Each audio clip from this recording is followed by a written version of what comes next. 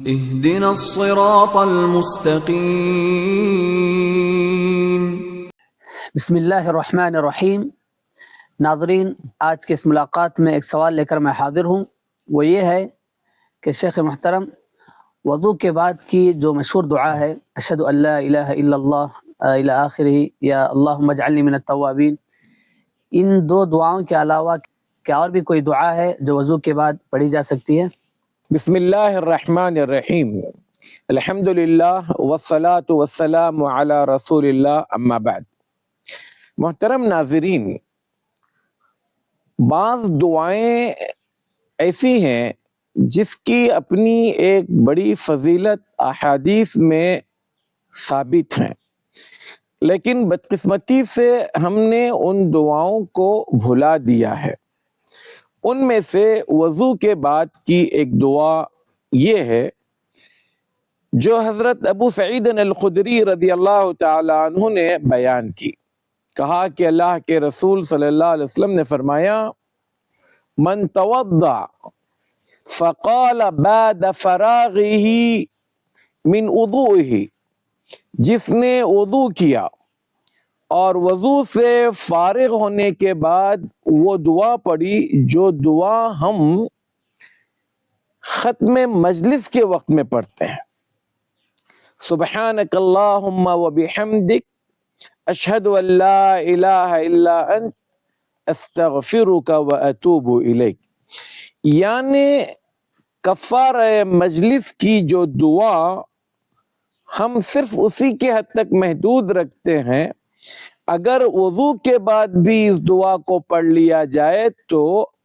اللہ کے رسول صلی اللہ علیہ وسلم فرماتے ہیں، کتب فی رق، ایک پیپر پر اس کو لکھ دیا جاتا ہے،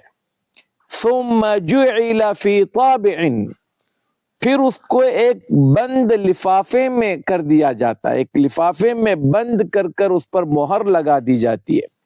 فلم یکسر الی یوم القیامہ، اور قیامت تک اب اس کو کھولا نہیں جاتا۔ گویا اس دعا کو فرشتے محفوظ کر لیتے ہیں اس انداز میں کہ اب یہ عمل قیامت کے دن ہی کھولا جائے گا، اس کے اجر میں کوئی کمی نہیں آئے گی۔ گویا یہ عمل انسان کے نام اعمال میں مہر بند نیکی بن جائے گا، اور مہر بند نیکی کا بن جانے کا مطلب یہ ہے کہ یہ عمل خالص اللہ کے لیے کیا گیا ہے،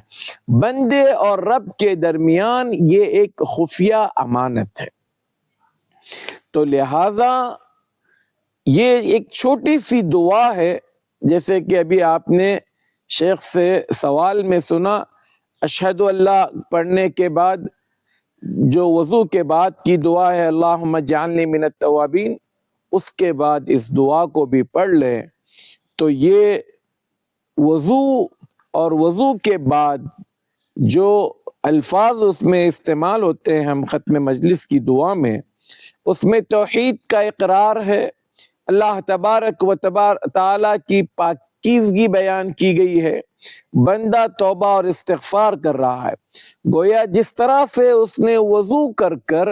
اپنے جسم کو گندگی سے پاک کر لیا،